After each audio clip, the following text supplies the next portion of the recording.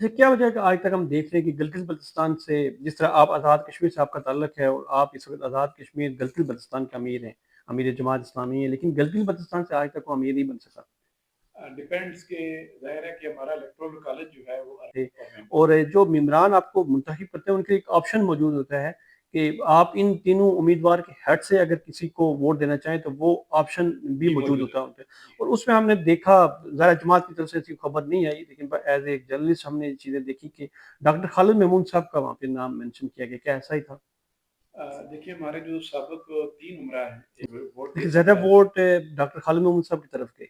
नहीं, ऐसी कोई बात डॉक्टर साहब क्यों ये चीज़ें सोशल मीडिया की ज़िन्नत बनी थी उस वक़्त किसी न किसी हवाले से कि डॉक्टर खालिद महमूद साहब ने एक राय हमवार करने की कोशिश की, उसमें किसी हद तक वो कामयाब भी हुए। और जो आपका इलेक्टोरल कॉलेज जिसकी आप बात कर रहे हैं, उनके हक़ में भी अपना राय दी। मैं समझता हूँ कि ये एक काफ़ी हद तक एक मिसकंसेप्शन भी है। लेकिन जो आपने ज़िक्र किया तराबी साहब के इलेक्शन के हवाले से, आपके नज़दीक क्या उनका ये दुरुस्त फैसला था? मेरे ख्याल में जो उस वक़्त रवि साहब ने जो फैसला किया तो उस जब भी अमीर जमात इस्लामी रावलाकोट से होते हैं डॉक्टर खालिद महमूद साहब की सूरत में, एजाज अफजल साहब की सूरत में, तो बाग को वो तनकीद की ज़द में भी लेके आते हैं और इंतकामी कार्रवाई भी करते हैं।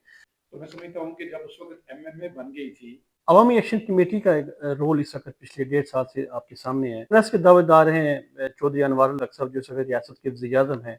लेकिन इसी अवामी एक्शन तहरीक के दौरान ही 3 नौजवान वहाँ पे जाम शहादत हासिल। मैं समझता हूँ कि जो आज़ाद कश्मीर खिदमत की आपने बात की तो कर्नल ज़फ़र साहब इस वक़्त अल खिदमत फाउंडेशन आज़ाद कश्मीर चैप्टर के सदर हैं। कहा ये जाता है कि आपने एक रिश्तेदारी की हैसियत से उनको सदर का ओहदा दिया, वो मेरिट पे नहीं आ रहे थे, क्या ऐसा ही है? असल में जो हमारी जो मुख्तलिफ शुबजात हैं तो उस अ, कौन से ऐसे अमीर गुज़रे हैं जिनको आप समझते हैं कि उनका ये दौर बहुत बेहतर था जमात के लिए? यूँ तो अगर देखा जाए तो इन सारे सबक अच्छा डॉक्टर साहब ये बता दें कि 2006 का जब ज़लज़ला था तो उस वक़्त एजाज़ अफ़ज़ल साहब अमीर जमात इस्लामी आज़ाद कश्मीर थे। तो उस वक़्त मुतासरीन के लिए 2 करोड़ से ज़ायद की रकम जो है वो इकट्ठी की गई कि असल में वो बुनियादी तौर पर यानी वो जो रकम थी। कश्मीर कॉन्फ्रेंस आपने कराई रावलाकोट में, लेकिन जो आपकी पुंछ की जमात इस्लामी के ज़िम्मेदारान हैं, उसमें उन्होंने शिरकत नहीं की। अल्हम्दुलिल्लाह जो हमने पुंछ में आपने कॉन्फ्रेंस करवाई बाकी रीड फाउंडेशन एक इदारा है जो 30 साल पहले शूरा की मशावरत से बना था। आज क्या वजह है कि सारी चीज़ें महमूद अहमद खान साहब के गिर्द घूम रही हैं रीड फाउंडेशन की? मेरे ख्याल में जो हमारा स्कूल सिस्टम है जिसका आपने नाम लिया डॉक्टर साहब ये बता देंगे अगर आज आज़ाद कश्मीर में इलेक्शन हो जाते हैं। इंशाल्लाह अज़ीज़ हमारी जो ख्वाहिश है। अस्सलाम वालेकुम, स्टेट व्यू से मैं हूँ शहजाद खान और मेरे साथ आज जो मेहमान शख्सियत मौजूद हैं, अमीर जमात इस्लामी गिलगित बल्तिस्तान डॉक्टर मुश्ताक, इनका ताल्लुक मुज़फ़्फ़राबाद से है और गुज़श्ता 1.5 साल से अमीर जमात इस्लामी गिलगित बल्तिस्तान के ओहदे पे ये मुंतखब हुए थे। और इसके ऊपर आज इनसे बात करेंगे कि इन 1.5 साल कारकर्दगी जमात के हवाले से क्या है और इसके साथ-साथ जो मौजूदा इश्यूज़ हैं पाकिस्तान के आज़ाद कश्मीर पे, इसके ऊपर भी इनसे बात होगी। डॉक्टर साहब सबसे पहले तो आपका शुक्रिया, आपने स्टेट न्यूज़ के लिए टाइम निकाला। पहले ये बता दें कि आप कहाँ पैदा हुए और आपकी एजुकेशन कहाँ से है? बहुत शुक्रिया, अल्लाह ताला आपसे बहुत राज़ी हो। मैं मुज़फ़्फ़राबाद का पहले मुतफ़िका जो ज़िला होता था जिसमें हड्डियों वाला आजकल ज़िला बन गया, उसका गाँव सरा है। सही। मैं उसमें पैदा हुआ, इब्तदाई तालीम मैंने सरा ही में हासिल की।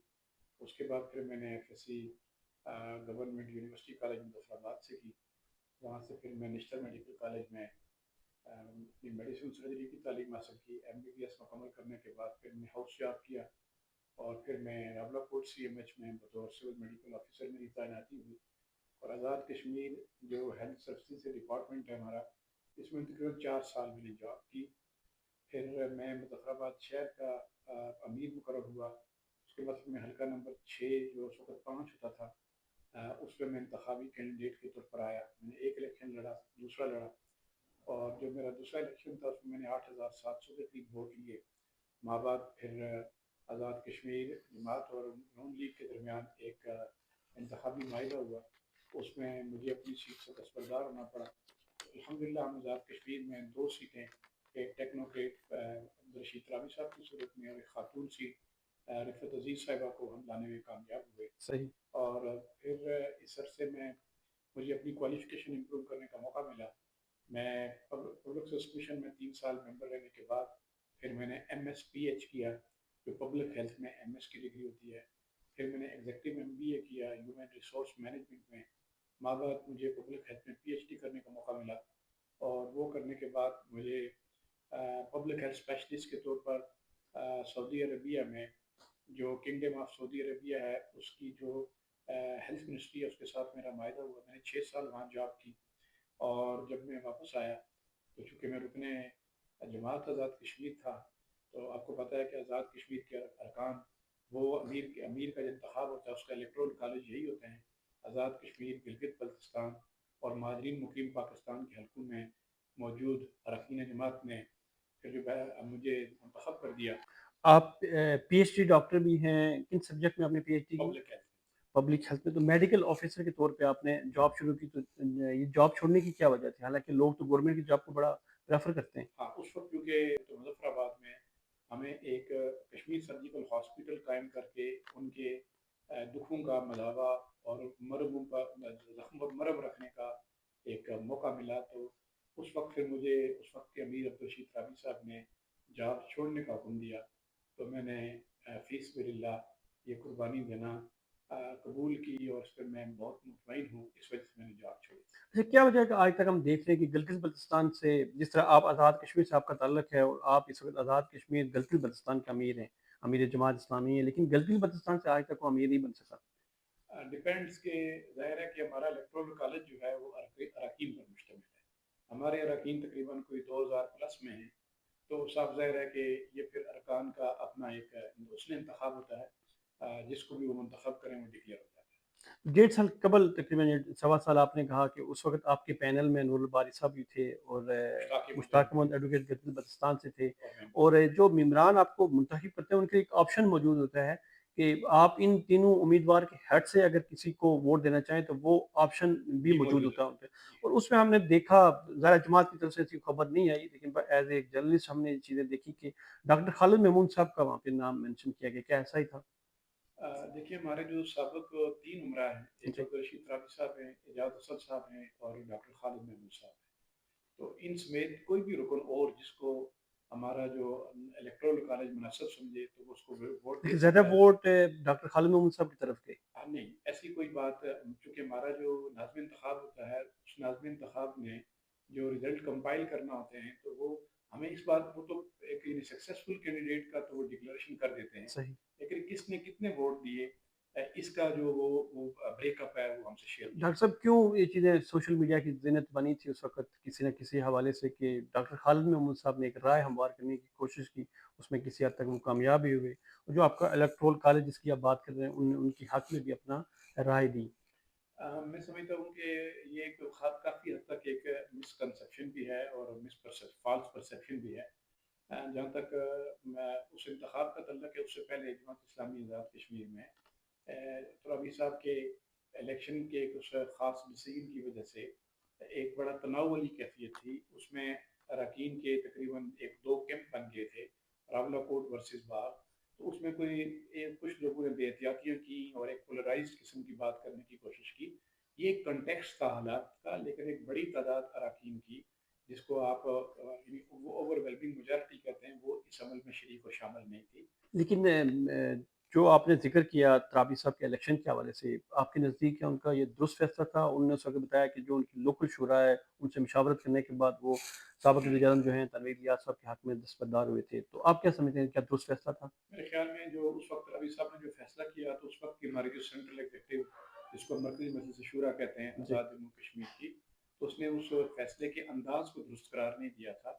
इसी वजह से रवि साहब को एक बुनियादी मुद्दत रुकनियत से भी। एक मुद्दत के लिए उन्हें इससे दस्तूरी कहना चाहिए कि एक डिसिप्लिनरी कार्रवाई से भी गुजरना पड़ा, और माँ बाद फिर उनको बहाल भी कर दिया गया। जी। तो हमारी जो उस वक्त की शूरा है, शूरा के मुताबिक वो फैसला अपने करने का अंदाज दुरुस्त नहीं था। वो जो जिस शुरा की बात कर रहे हैं उनका अंदाज़ दुरुस्त नहीं था, तो क्या आपने अमीर जमात की हैसियत से कोई कार्रवाई की, या ठीक है जो उनका क्योंकि फैसला था ये आपने चूँ- कबूल कर लिया? चूँकि ये सारी, मैं उस वक्त इस वक्त मैं तो मौजूद नहीं था, मैं सऊदी अरब था।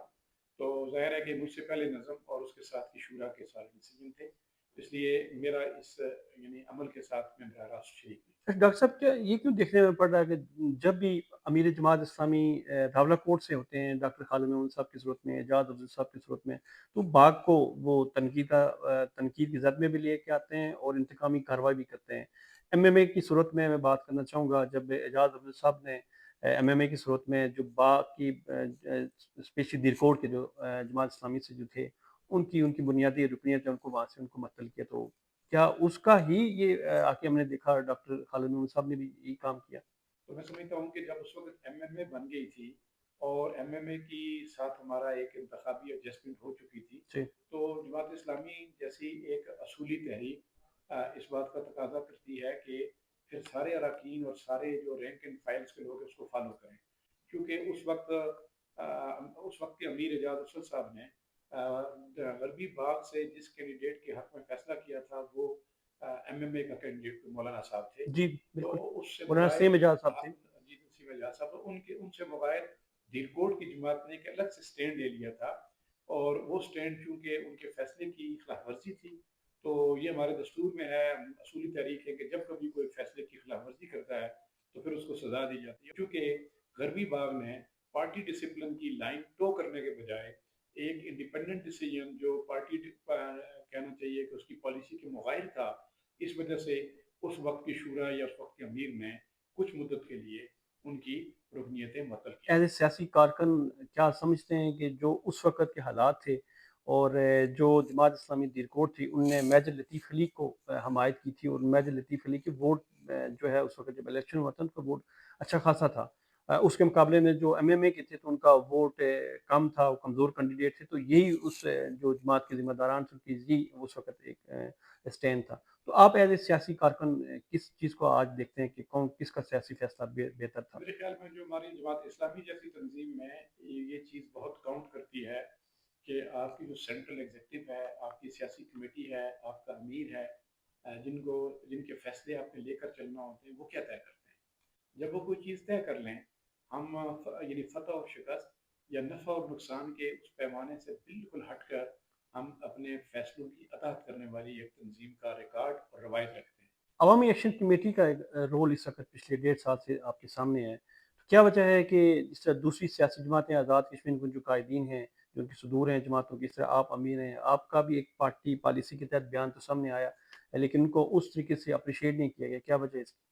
जहाँ तक अवामी एक्शन कमेटी है आज़ाद जम्मू कश्मीर की, मुझे याद है कि डे वन से हमने उनके पूरे मुतालबात को इंडोर्स किया, और जो हुकूमत वक्त को हमने डे वन से पहले मैंने इस्लामाबाद प्रेस क्लब में एक कॉन्फ्रेंस की, प्रेस कॉन्फ्रेंस, फिर मैं मुजफ्फराबाद कैपिटल सिटी में जाकर प्रेस कॉन्फ्रेंस की, और हुकूमत को हमने कहा कि ये जो अवामी एक्शन कमेटी के जो लोग हैं और जिस अवाम के मुतालबात के लेकर चल रहे हैं, ये सारे रियासत के लोग हैं, और ये आपसे चांद नहीं मांग रहे, ये सूरज लाने की आपको जनाब कोई दरख्वास्त नहीं दे रहे, बिल्कुल जेनवन जो इनके मसाइल हैं, तो इनके साथ आप डायलाग कीजिए, इनको सियासी तौर पर इंगेज कीजिए, और इनके काबिल हल मामला फौरी हल कीजिए, और जो कोई लॉन्ग टर्म कोई ऐसा ऐसा ऐसा मुतालबा है कि जो वक्त चाहिए, तो इनको आप एतमाद में लेकर कीजिए।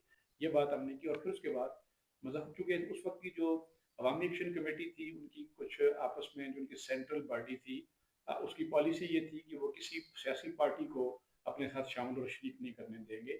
लेकिन इसके बावजूद मैंने जो इनकी सेंट्रल बॉडी थी उसके साथ अप्रोच किया, और मुजफ्फराबाद के जो इनके ज़िम्मेदार हैं, इनके सदर हैं, उनसे मैंने मुलाकात की जाके, और इनका एक बहुत बड़ा इज्तिमा जो मुजफ्फराबाद कैपिटल सिटी में था, जिसमें हज़ारों लोग थे, उसमें मैंने जाकर ख़िताब किया, और जो अवामी एक्शन कमेटी के पॉपुलर मुतालबात थे, मैंने एक एक करके उनका नाम भी लिया, और उनको मैंने अपनी जमात की तरफ से पूरी तरह एंडोर्स भी किया, हर तरह के तावन की यकीन दहानी भी करवाई, और फिर हुकूमत वक्त को उस वक्त हमने मुतनब्बे और वार्न भी किया कि आप मसला कश्मीर के कॉन्टेक्स्ट में अगर अपने माहौल में टेम्परेचर को मजीद बढ़ाएंगे इस तरह लीतो लाल के ज़रिए, तो ये हमारे लिए, हमारे नौजवानों के लिए, हमारे इलाके के लिए और हमारे मुस्तकबिल के लिए मुनासिब नहीं होगा। जो दूसरा फेज़ था, इस फेज़ में जो मुझे चार्टर ऑफ डिमांड में बड़ी-बड़ी बातें अवामी एक्शन की नज़र आईं, उसमें एक तो यही था कि सदारती आर्डिनेंस जो है ये ठीक नहीं है, और सदारती आर्डिनेंस डे वन को जब ये पास हुआ, तो आप आज़ाद कश्मीर की सारी सियासी जमातों में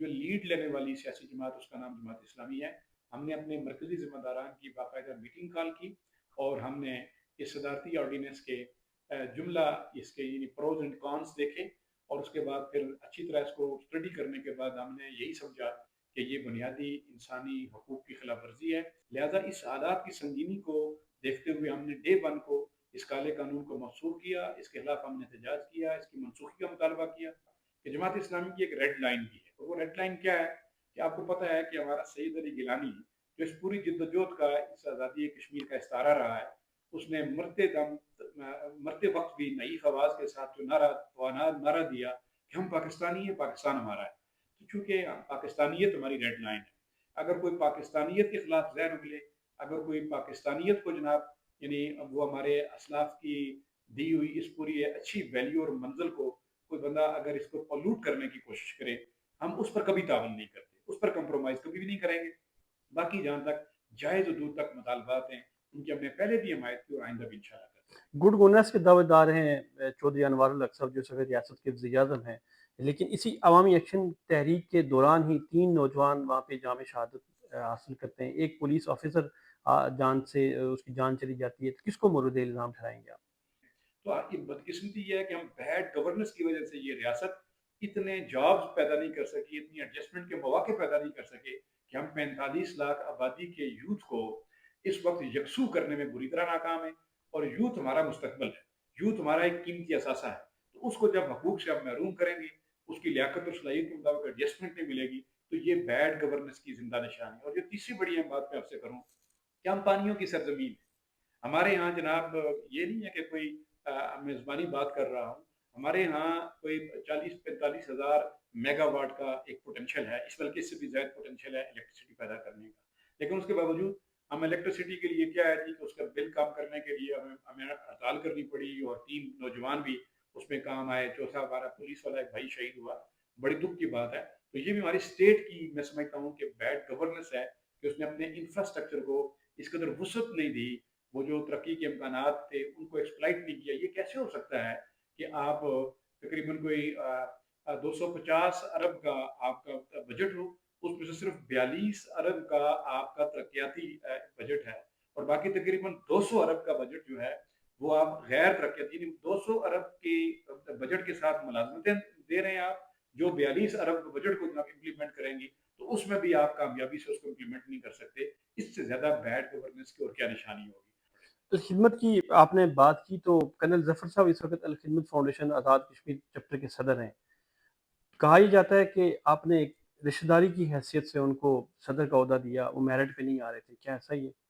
کرنل ظفر رشید عباسی صاحب کا تعلق ہے، تو وہ امیر جماعت اسلامی آزاد جموں کشمیر مرحوم جناب عبدالرشید عباسی صاحب ان کے فرزند ارجمند ہیں، اور پھر پاک فوج میں رہتے ہوئے ایک اچھا قیادت کا ایک اچھا تجربہ ہے، ایک وہ ونڈرفل یعنی قائد کے طور پر انہوں نے مختلف پروجیکٹس پہ کام کیا ہے، تو ہم یہ سمجھتے ہیں کہ ان کی اس پوری جو قائدانہ مہارت ہے اس سے ہم فائدہ اٹھائیں، اور الحمدللہ انہوں نے ایک بڑی بہترین ٹیم اپنی بلڈ کر لی ہے، اور اس وقت جو آپ کو سن کر بہت خوشی ہوگی کہ گزشتہ سال جو ہمارا یعنی ترقیاتی بجٹ تھا الخدمت کا، وہ 45 کروڑ روپیہ تھا۔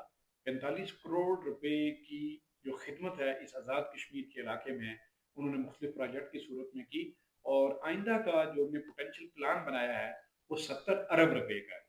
تو مطلب یہ اتنا بڑا جو پوٹینشیل جو بندہ شو کرے اور اپنی کمپیٹنسی ظاہر کرے، تو اس میں پھر یہ نہیں دیکھا جاتا کہ وہ آپ کے دائیں کا ہے، بائیں کا ہے، قریب کا ہے یا دور کا ہے، بلکہ آپ علاقے کے مفاد اور آرگنائزیشنل آبجیکٹیوز کے حصول کے لیے کسی کو بھی نامینیٹ کر سکتے ہیں۔ تو اس اعتبار سے مجھے اپنی اس نامینیشن پر فخر ہے، کوئی میں گلٹ فیل نہیں۔ وہاں ان کے اوپر ایک اور بھی بڑا الزام ہے، وہ یہ کہ وہاں جو ہے وہ 2 بڑی برادریاں ہیں، ہلکا غربی دیرکوٹ کے بعد میں باقی جو برادری ہیں وہ بھی قابل احترام ہیں، لیکن کرنل صاحب کے حوالے سے یہ ہے کہ جس برادری سے وہ ہیں اس علاقے کی اس برادری کو زیادہ پروموٹ کر رہے ہیں، اس کے اگینسٹ جو ہے وہاں ان کی چیزیں نظر نہیں آ رہی ہیں، اس کی کیا وجہ ہے پھر؟ میرے خیال میں یہ بھی ایک فالس پرسپشن ہے، اس میں کوئی حقیقت نہیں۔ ہمیں پتہ ہے کہ جتنے بھی آزاد کشمیر بھر میں جتنے پروجیکٹس آتے ہیں ان پروجیکٹس کو یہ آج اس وقت تک جو ہمارے پروجیکٹ کی ایکسپریشن چل رہی ہے اس کو ہم ڈونر ڈریون اپروچ کہتے ہیں۔ یہ صحیح۔ بڑی سننے والی بات ہے کہ فرض کیجئے جی کہ کوئی ایک ڈونر ہے اور وہ یہ کہتا ہے جی کہ میں اپنی والدہ کے ثواب کے لیے ایصال کے لیے مسجد بنانا چاہتا ہوں، اور وہ پھر ساتھ ساتھ وہ یہ کرتا ہے مسجد بھی فلاں جگہ یا فلاں ضلع میں بنے، تو ہم اس ڈونر کی اس امانت کو اس کی مرضی کے مطابق پہنچانے کے قابل ہوتے ہیں، کے لیے ہم پابند ہوتے ہیں۔ تو اس طرح یعنی کوئی پانی کی اسکیم ہے، کوئی واٹر گریوٹی اسکیم ہے، کوئی مائکرو فائنینس کا کوئی بات ہے، اس وقت تک جو ڈونر ڈریون اپروچ کے ساتھ جو ہم چلتے ہیں تو ڈونر کا جو چوائس ہوتا ہے ہم اس امانت کو اس کی مرضی کے ساتھ پہنچا رہے ہوتے ہیں، تو لہٰذا یہ چوائس بہت کم حد تک ہمارے پاس ہوتا ہے کہ کس جگہ ہم کوئی چیز بنائیں۔ ہاں البتہ جہاں لیکن ہمارے جو صدر ہے اس کے اختیارات تو ہوتے اس ہیں۔ کے اختیارات میں یہ نہیں ہوتا کہ ڈونر کی مرضی کے مطابق صدر کو کرنا ہو، صدر کو امپلیمنٹ کرنا ہوتا ہے، صحیح۔ صدر کو بہت ٹرانسپیرنسی کو یقینی بنانا ہوتا ہے اور تو اس ڈونر کو پروجیکٹ جو بریف کرتے ہیں تو وہ کیا صدر نہیں کرتے کہ فلاں علاقہ جو ہاں پروموٹ ایریا وہ تو ہے مطلب یعنی ہمارا اس وقت چل رہا ہے ڈالر ڈریون اپروچ، ہے؟ فرض جی کرتے ہیں کہ ایک بندہ اگر کسی ایک خطے میں کام کرنا چاہ رہا ہے، کسی ایک جگہ پر کام کرنا، ہم اس وجہ سے اس سے پیسے نہیں لیں گے، لینے سے رک نہیں جائیں گے کہ کیونکہ اب ضرورت فلاں جگہ ہے لہٰذا ہم آپ کے پیسے نہیں، ہم اس سے بھی لے لیں۔ البتہ کچھ ڈونرز ہمیں آپ ایسے مل جاتے ہیں کہ جنہیں ہم یہ کہتے ہیں کہ اب ہمارا ٹرسٹ ان پر یعنی ان کا ٹرسٹ ہم پہ آ گیا ہے، تو ایسے کیسز جس پہ ڈونر ہمیں فری ہینڈ دیتا ہے تو اس میں بھی صدر اپنی ذاتی مرضی نہیں کرتا، بلکہ پوری ایک بورڈ آف ڈائریکٹرز ہے، اس کے ساتھ بیٹھ کے آزاد کشمیر بھر سے آئے ہوئے پروجیکٹ کی ڈیمانڈ ہوتی ہے اس کو مد نظر رکھتے ہوئے پھر پرائرٹائز کرتے ہیں اور وہ بورڈ آف ڈائریکٹرز پر فیصلہ کرتا ہے جس کو صدر کنکلوڈ کرتا ہے، ورنہ یہ نہیں ہوتا کہ صدر اپنے اشارہ ابرو سے کبھی دائیں موڑ لے کبھی ایسے، اس کا امکان نہیں ہوتا۔ اچھا کرنل رشید عباسی صاحب اللہ ان کی مغفرت کرے، لیکن جو تین آپ کے سابق عمرہ ہیں وہ ابھی زندہ ہے، اللہ ان کو صحت دے، کون سے ایسے امیر گزرے ہیں جن کو آپ سمجھتے ہیں کہ ان کا یہ دور بہت بہتر تھا جماعت کے لیے؟ یوں تو اگر دیکھا جائے تو ان سارے سابق عمرہ میں سے سب سے زیادہ وقت ملا ہے عبدالرشید ترابی صاحب کو، جی تقریباً 20-22 سال سے زائد وہ امیر جماعت کے اس ذمہ داریوں پر رہے، تو ظاہر ہے اتنا عرصہ جب کنٹینیوٹی کے ساتھ کوئی ایک قیادت جو ہے وہ کام کرتی ہے تو پھر اس کو خاصے سارے یعنی جو اپنی آرگنائزیشن کو بڑھانے اور وسعت دینے کا اس کو چانس ملتا ہے۔ یہ ایک حسن اتفاق تھا کہ جہاد کی جب تحریک تھی تو اس وقت بھی عبدالرشید رابی صاحب امیر جماعت تھے، تو عبدالرشید رابی صاحب کو اس لمبے عرصے میں امیر رہنے کی وجہ سے یہ عہد حاصل ہے کہ انہوں نے آزاد کشمیر جماعت کی تنظیمی وسعت اور اس کے جو ادارہ جات ہیں ان ادارہ جات کے قیام اور اس کے استحکام کا انہیں خاصا موقع ملا، اور اس وجہ سے میں ہم کہہ سکتے ہیں کہ ایک لمبے عرصے تک ایک لمبی اننگ چونکہ انہوں نے کھیلی اور اس میں پھر انہیں زیادہ کام بھی کرنے کا موقع ملا، اور اس میں جماعت اسلامی کی یعنی کہہ سکتے ہیں آپ کی تنظیمی اور اس کی جو ادارہ جاتی اور اس کے جو اسٹریٹجک جتنے مفاد ہو سکتے ہیں اس میں وسعت کا زیادہ کام۔ انتخابی سیاست کی میں بات کروں گا، ایک تو ترابی صاحب کا دور دیکھا اس وقت جب انتخاب میں آپ گئے عام الیکشن میں، تو اس وقت 85-90 ہزار آپ کا پورے آزاد کشمیر میں جو مہاجرین کی سیٹیں پہ ووٹ تھا، لیکن اس کے بعد جو ہے ڈاکٹر خالد محمد صاحب کی اسپیشلی اگر بات کریں تو محض 28 سے 30 ہزار پورے آزاد کشمیر میں جو مہاجرین کی سیٹیں ہیں، 28 سے 30 ہزار ووٹ تک وہ آگے، اور ایک کینڈیڈیٹ 28 سے 30 ہزار ووٹ لے کے تو اسمبلی میں جاتا ہے، کیا کہیں گے اس بارے میں؟ ہاں یقینی طور پر جماعت اسلامی کی ایک اس انتخابی سیاست میں بدقسمتی سے پسپائی ہوئی ہے، یا یہ کہنا چاہیے کہ ایک ذوق واقع ہوا ہے۔ وہ اگر آپ جماعت اسلامی پاکستان کو دیکھیں تو وہاں بھی ایسے ہی ہوا، اور اسی طرح جماعت اسلامی آزاد کشمیر میں بھی، اور میرے خیال میں اس کے یہاں بہت سارے اور یعنی بین الاقوامی وجوہات بھی، محرکات بھی ہوتے ہیں، کچھ آپ کے نیشنل محرکات بھی ہوتے ہیں، اور جب ہمارے آزاد کشمیر کے لوگ اس بات کے زیادہ یعنی وہ منتظر ہوں کہ اسلام آباد میں اس وقت رخ کیا چل رہا ہے، تو آپ دیکھیں جب پیپلز پارٹی ہوتی ہے تو لوگ اس کو ساتھ چلے جاتے ہیں، لیکن اس گزشتہ عرصے میں چونکہ پی ٹی آئی بنی اور پی ٹی آئی کا کیرزما اور پی ٹی آئی کی جو ایک دستک تھی وہ اتنی وضاحت کے ساتھ لوگوں نے سنی کہ ایون لوگوں نے جو پرانے پارٹیوں میں موجود تھے وہ بھی چھوڑ کر ادھر آ گئے، تو پھر عام ووٹر کا پھر پی آپ ٹی آئی دیکھیں کا عام اثر ووٹر بالکل کا کیا موجود بنے تھا، گا۔ لیکن ہم نے یہ بھی دیکھا کہ ڈاکٹر خالد محمد صاحب نے، بلکہ جماعت کے بہت سارے دوستوں نے شکوہ کیا کہ وہ پراپر ٹائم نہیں دے سکے، زیادہ ٹائم ان کا انگلینڈ گزرتا تھا، صحت کی خرابی بھی تھی، اسی حوالے سے ان کا پھر جو جماعت کا ووٹ بینک بھی گرا۔ ڈاکٹر خالد صاحب اگر میں گزارش کروں کہ ہماری صفوں میں ایک بہت ہی باصلاحیت ہمارے بھائی اچھے کلینیشین ہیں، اور اس کے بعد بہت ادبی انسان ہیں، بڑے صاحب مطالعہ ہمارے بھائی ہیں، قرآن اور سنہ کے ساتھ، اور پھر اس وقت جو پوری دنیا میں اس وقت اسلامی تحریکوں کی جو ایک خاص سمت میں بڑھوتری ہے یا ان کو درپیش مسائل ہیں، اس کا وہ بڑا گہرا یعنی تجربہ اور بہت ادراک رکھتے ہیں، لیکن بدقسمتی یہ ہوئی کہ ڈاکٹر صاحب کچھ عرصہ کورونا کا شکار ہو گئے، اور آپ کو پتہ ہے کہ کورونا کے دور میں اگر کوئی بندہ صحت مند بھی تھا تو پھر بھی 5-6 مہینے تو کوئی کام نہیں کرتا، لیکن ایک بندہ خود جب بیمار ہو جائے تو اس پھر مسائل ہو جاتے ہیں، اور پھر क्योंकि उनकी फैमिली यूके में थी, बीमारी के बाद फिर वहाँ शिफ्ट हो गए। तो ये एक को इंसिडेंस था, इसे कह लें हमारी इस पूरी तारीख में, कि जब ज़ाहिर चेयर को बीमारी लाक हो जाए या कोई उसको इस तरह बैरून मुल्क लंबे अरसे के लिए 6-7 माह क्याम करना पड़ जाए, उससे डेफिनेटली तंजीम की प्रोग्रेस पे फ़र्क पड़ता है। अच्छा डॉक्टर साहब ये बता दें कि 2006 का जब ज़लज़ला था तो उस वक़्त एजाज़ अफ़ज़ल साहब अमीर जमात इस्लामी आज़ाद कश्मीर थे। तो उस वक़्त मुतासरीन के लिए 2 करोड़ से ज़ायद की रकम जो है वो इकट्ठी की गई कि उनको जो है मुझे ये सारे लोग जमात इस्लामी से उनका ताल्लुक था। तो जो साबिक उमरा आपके गुज़रे हैं उन तक भी वो मुतासरीन पहुँचे कि जो 2 करोड़ से ज़ायद की रकम है उनको कहाँ इन्वेस्टमेंट की गई उनकी। क्या वो मुतासरीन आज आप तक भी पहुँचे हैं? कोई आपके साथ किसी मुतासरीन की दरख्वास्त आई है या आपके पास इस चीज़ की मालूमात है कि वो 2 करोड़ रुपए किधर गए?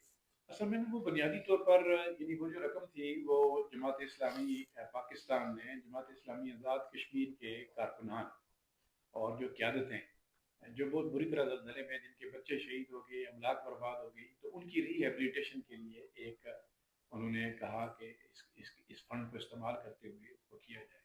ज़ाहिर है जब मरकज़ उसको वसूल करता है तो उस वक़्त याद अफजल साहब आज़ाद जम्मू कश्मीर के अमीर थे। जी, तो उन्होंने अपनी दानिश में ये समझा कि अगर हम फौरी तौर पर अगर आप तकसीम भी करेंगे तो किसी को 50,000 आएगा, किसी को 2 लाख आएगा, किसी को लाख आएगा, इससे किसी का क्या बनेगा। तो अगर हम इसको किसी जगह इन्वेस्टमेंट करके फिर ताकि एक हर जो हमारा यानी मुतासर भाई है उसकी तरफ से एक शेयर आ जाएगा इस पूरी इन्वेस्टमेंट में, और इसका प्रॉफिट जो है मुस्तकिल बुनियादों तक उसके बच्चों को, उसके घर वालों को मिलता रहेगा, तो ये ज़्यादा देर पा अंदाज होगा किसी मुतासरा फैमिली को रिहेबिलिटेट करने का। ठीक है। यानी अपने एतबार से उन्होंने जो मैसर अपनी टीम थी उसके साथ मशवरा करके बड़ा बेहतरीन मनसूबा सोचा। लेकिन बदकिस्मती ये थी कि जिस पार्टी के साथ उन्होंने इन्वेस्टमेंट के लिए एंगेजमेंट की और बज़ाहिर वो बड़ी ट्रांसपेरेंट होने के बावजूद भी वो फिर अपनी ट्रांसपेरेंसी साबित ना कर सकी, ठीक है। और एक तरह से यानी वो पैसा डूब गया, और यानी हम एक नातजर्बाकारी की नज़र हो गए, हम पहचान ना सके कि जो मार्केट का ये पार्टनर कि जिसके लिए हम इतना बड़ा सरमाया देकर हम मुस्तकबिल का इतना अच्छा प्रोजेक्ट जो है उसको हम लॉन्च करना चाह रहे हैं, वो काबिल भरोसा भी है कि नहीं। उसमें एक ये कह सकते हैं आप कि एक इज्तिहादी गलती हो गई, डिसीजन मेकिंग में गलती हो गई, अदरवाइज कोई बैड इंटेंशन नहीं था।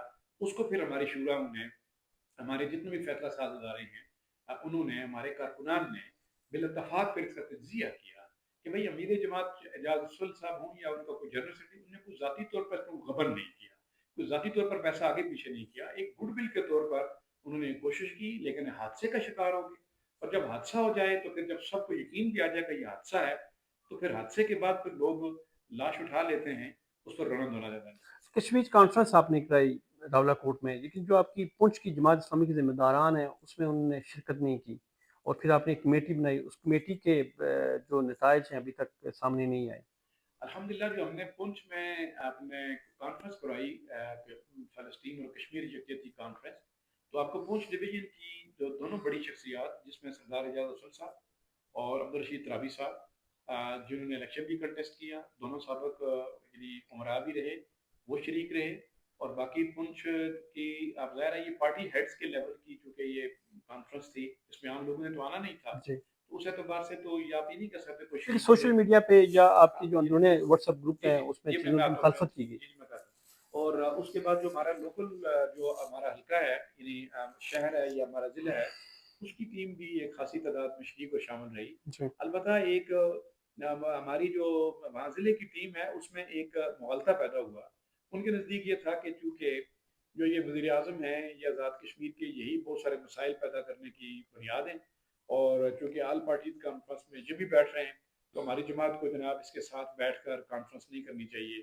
अ, क्योंकि अवामी हकूक़ की जो जितनी भी जद्दोजहद है, हम इसी हुकूमत के खिलाफ कर रहे हैं, और ये अगर हमारी ऑल पार्टीज़ में शरीक हो रहे हैं, तो फिर जो हमारे लोग हैं जिनकी हम क़यादत करते हैं, तो वो फिर किसी मुग़ालते का शिकार होंगे।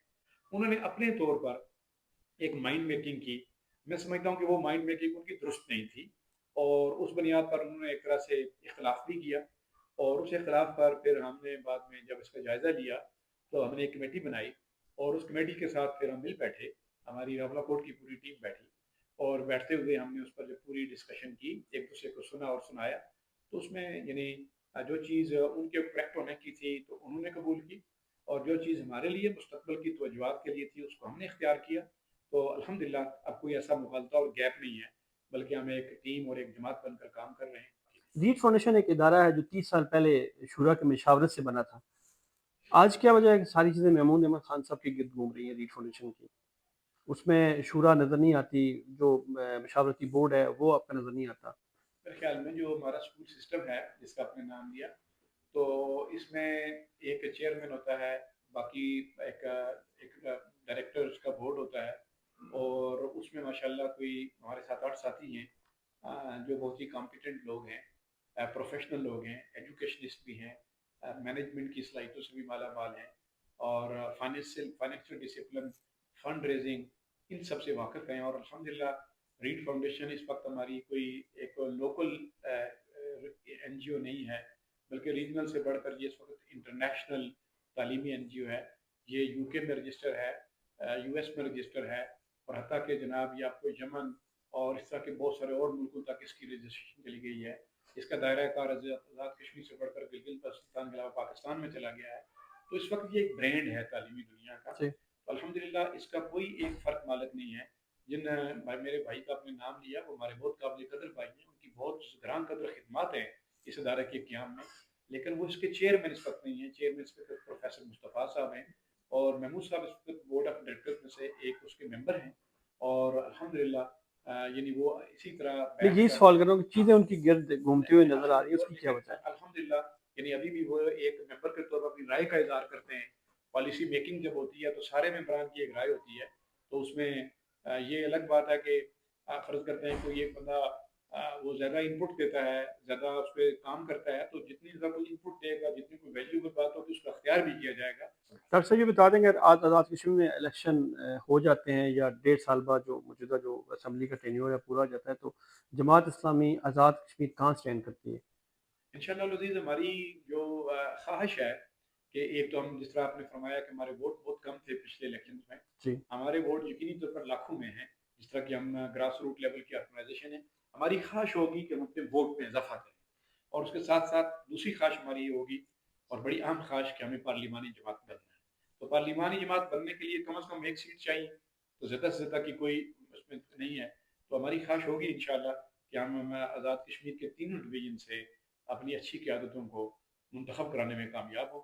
उसके लिए एक जामे सियासी पॉलिसी भी हमने बना दी है, ग्रास रूट लेवल का कॉन्टैक्ट भी जारी है। तो अल्लाह करे कि पावर कॉरिडोर जाने वाले जो रास्ते होते हैं जमात इस्लामी, उनको खुली आँखों से देखे भी, और अल्लाह उसके रास्ते से हर रुकावट को दूर भी करे। मैं आपको यकीन दिलाता हूँ कि आने वाले इलेक्शन के बाद आप जमात इस्लामी को पार्लिमानी अंदाज से इंशाअल्लाह एक मज़बूत जमात